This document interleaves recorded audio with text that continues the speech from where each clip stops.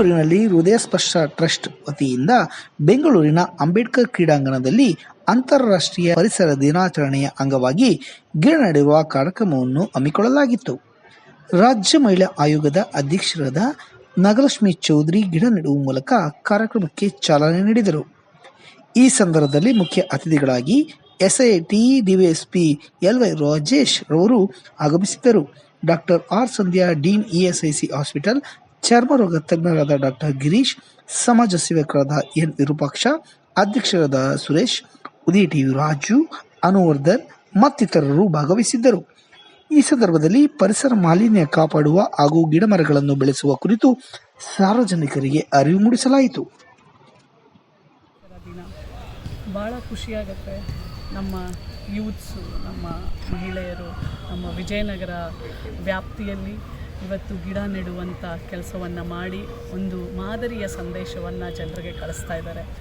ಎಲ್ರಿಗೂ ಇವತ್ತು ನಾನು ಹೇಳೋದೇನೆಂದರೆ, ಇವತ್ತು ಒಂದಿನ ಸಸಿ ನೆಡೋದು ಮುಖ್ಯ ಅಲ್ಲ. ಪ್ರತಿದಿನ 20,000 ಮರಗಳನ್ನು ಕಡಿತಾರೆ. ಪ್ರತಿದಿನ 20,000 ಮರಗಳನ್ನು ಕಡಿತಾರೆ. ಒಂದು ವರ್ಷಕ್ಕೆ ಅದು 1 ಕೋಟಿ ಮರ. ಒಂದು ಗಿಡವನ್ನು ನೆಟ್ಟು ಮರವನ್ನು ಮಾಡಬೇಕು ಅಂದರೆ ಕನಿಷ್ಠ 7ರಿಂದ 10 ವರ್ಷ ಬೇಕಾಗುತ್ತೆ.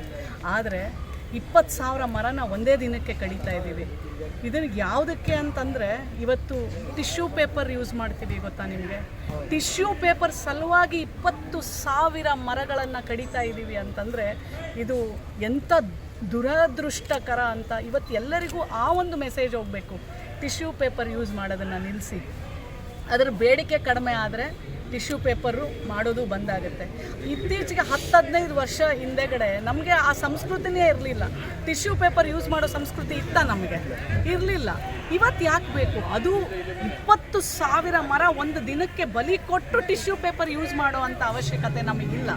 ಸೊ ಇವತ್ತು ಆ ಟಿಶ್ಯೂ ಪೇಪರ್ನ ಒಂದು ಟಾಯ್ಲೆಟ್ ಟಿಶ್ಯೂ ಪೇಪರ್ ಯೂಸ್ ಮಾಡೋಕ್ಕೆ 37 ಗ್ಯಾಲನ್ಸ್ ನೀರು ಅಂತಂದರೆ 135 ಲೀಟರ್ ನೀರನ್ನ ಯೂಸ್ ಮಾಡ್ತೀವಿ ಬರೀ ಒಂದು ಟಾಯ್ಲೆಟ್ ಟಿಶ್ಯೂ ಪೇಪರ್ ತಯಾರು ಮಾಡಲಿಕ್ಕೆ. ಅಲ್ಲಿ ನೀರೂ ವೇಸ್ಟು, ಗಿಡಗಳು ವೇಸ್ಟು. ಸೊ ಹಾಗಾಗಿ ಗಿಡನ ಉಳಿಸಿ, ಮರನ ಬೆಳೆಸಿ. ಯಾಕೆ ಅಂತಂದರೆ ಇವತ್ತು ನೋಡಿ, ಇವತ್ತು ಉಸಿರಾಟದ ಕ್ಯಾನ್ಸರ್ಸ್ ಜಾಸ್ತಿ ಆಗಿದೆ. ರೀಸನ್ನೇ ಇಲ್ಲ. ಮಕ್ಕಳು 28-38 ವರ್ಷದ ಮಕ್ಕಳು ಲಂಗ್ ಕ್ಯಾನ್ಸರಿಂದ ಸಾಯ್ತಾ ಇದ್ದಾರೆ. ಯಾಕೆ ಅಂತಂದರೆ ಶುದ್ಧ ಸೇವನೆ ಮಾಡುವಂಥ ಗಾಳಿ ಇಲ್ಲ, ಮರಗಳಿಲ್ಲ, ಶುದ್ಧ ಗಾಳಿ ಇಲ್ಲ. ಸೊ ನಾನು ಹೆಚ್ಚಿಗೆ ಹೇಳಬೇಕಾಗಿಲ್ಲ. ಮರಗಳು, ಗಿಡಗಳು, ಕಾಡು, ಸಸ್ಯ ಕಾಶಿ ಉಳಿದ್ರೆ ನಾವು ಉಳಿತೀವಿ. ನಮ್ಮೆಲ್ಲ ಜವಾಬ್ದಾರಿ ಬರೀ ಹಣ ಮಾಡೋದಲ್ಲ, ಮುಂದಿನ ಪೀಳಿಗೆಗೆ ಒಳ್ಳೆಯ ವಾತಾವರಣ ಕೊಡೋದು. ಅದಷ್ಟೇ ಹೇಳಕ್ಕೆ ಇಷ್ಟಪಡ್ತೀನಿ. ಪ್ರತಿಯೊಬ್ಬರು ಮನೆ ಮುಂದೆ ಗಿಡ ನೆಡಿ, ಮರ ಬೆಳೆಸಿ, ನಾಡು ಉಳಿಸಿ, ಕಾಡು ಬೆಳೆಸಿ, ಮುಂದಿನ ಪೀಳಿಗೆಗೆ ಒಳ್ಳೆ ಬದುಕನ್ನು ಕೊಡೋಣ. ಇದು ನಮ್ಮೆಲ್ಲರ ಜವಾಬ್ದಾರಿ. ಅದರ ಜೊತೆಗೆ ಇವತ್ತು ಇರ್ತಕ್ಕಂಥ ಪರಿಸರ ದಿನಾಚರಣೆ ಕಾರ್ಯಕ್ರಮದಲ್ಲಿ ಇಲ್ಲಿ ಭಾಗಿಯಾಗಲಿಕ್ಕೆ ಬಂದಿದ್ದೀವಿ. ಸೊ ಪ್ರತಿಯೊಬ್ಬರು ಕನಿಷ್ಠ ಅಂದರೆ ಸಾಧ್ಯ ಆಯ್ತಂದರೆ ಅಟ್ಲೀಸ್ಟ್ ಮನೆಗೆ ಒಂದು ಗಿಡ ನೆಟ್ಟು ಅದರ ಪೋಷಣೆ. ಯಾಕಂದರೆ ಈಗ ಮಳೆಗಾಲ ಶುರು ಆಗಿದೆ, ಸರಿಯಾದ ಸಮಯ. ಈ ಗಿಡ ನೆಟ್ಟರೆ ಜೂನ್, ಜುಲೈ, ಆಗಸ್ಟ್ಗೆ ಹಿಂಗೆ ಮಳೆ ಬರುತ್ತಲ್ಲೇನಪ್ಪ, ಸೆಪ್ಟೆಂಬರ್ಗೂ, ಅಕ್ಟೋಬರ್ಗೂ ಹೋಗುತ್ತೆ. ಅದಾದಮೇಲೆ ನೆಕ್ಸ್ಟ್ 6 ತಿಂಗಳು ಅದಕ್ಕೆ ನೀರನ್ನು ಹಾಕಿ ಆರೈಕೆ ಮಾಡೋಂಥದ್ದು. ಮತ್ತು ಆ ಗಿಡ ನೆಟ್ಟ ನಂತರ ಅದು ಯಾವುದೋ ಕುರಿನೋ ಮೇಕೆನೋ ಹಸುನೋ ತಿಂದಿರಂಗೆ ಅದನ್ನು ಕಾಪಾಡ್ಕೊಳ್ಳೋಂಥದ್ದು. ನಾವು ಅದನ್ನು 1-2 ವರ್ಷ ಕಾಪಾಡ್ಕೊಂಡಲ್ಲಿ 1 ವರ್ಷ ಕಾಪಾಡ್ಕೊಂಡ್ರೆ ಸಾಕು. ಅದರ ಮುಂದಿನ ರೆಸ್ಟ್ ಆಫ್ ದ ನಂತರ 15-20 ವರ್ಷಗಳ ಕಾಲ ನಮಗೆ ಮತ್ತು ನಮ್ಮ ಮಕ್ಕಳಿಗೆ ನಿರಂತರವಾಗಿ ಒಂದು ಉತ್ತಮವಾದ ಗಾಳಿ, ನೆರಳು ಕೊಡೋದಕ್ಕಂತ ಆ ಗಿಡ ತನ್ನ ಸಮರ್ಥಿಸುತ್ತದೆ. ಎಲ್ಲರಿಗೂ ಒಳ್ಳೆಯದಾಗಲಿ. ಪರಿಸರ ದಿನಾಚರಣೆಯ ಶುಭಾಶಯಗಳು. ನಮಸ್ಕಾರ. ಟ್ರಸ್ಟಿಂದ ನೋಂದಣಿಯಿಂದ ನಾವೇನು ಕಾರ್ಯಕ್ರಮ ಇಟ್ಕೊಂಡಿದ್ವಿ, ತುಂಬ ಯಶಸ್ವಿಯಾಗಿ ನಡೆಸಿದೆ.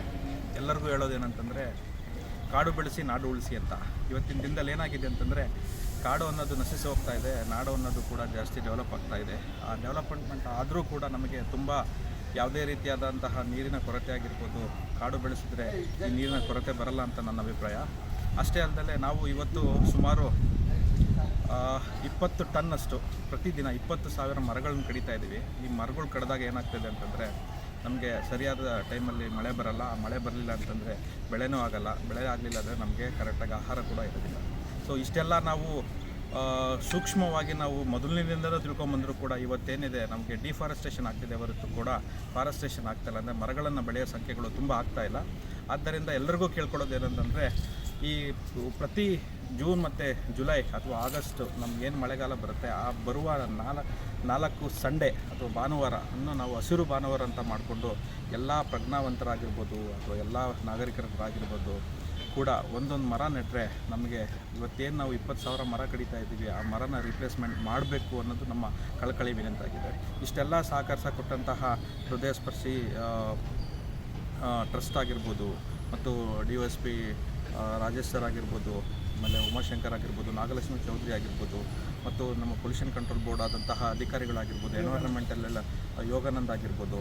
ಸೊ ಎಲ್ಲರಿಗೂ ನನ್ನ ಹೃತ್ಪೂರ್ವಕ ಧನ್ಯವಾದಗಳನ್ನು ಸೇರಿಸುತ್ತಾ ಇಷ್ಟು ಮಾತನಾಡೋ ಅವಕಾಶ ಮಾಡಿಕೊಟ್ಟಂತಹ ತಮ್ಮೆಲ್ಲರಿಗೂ ಹೃತ್ಪೂರ್ವಕ ವಂದನೆಗಳು. ಡಾಕ್ಟರ್ ಭರತ್ ಅಂಚೆ. ನಮಸ್ಕಾರ.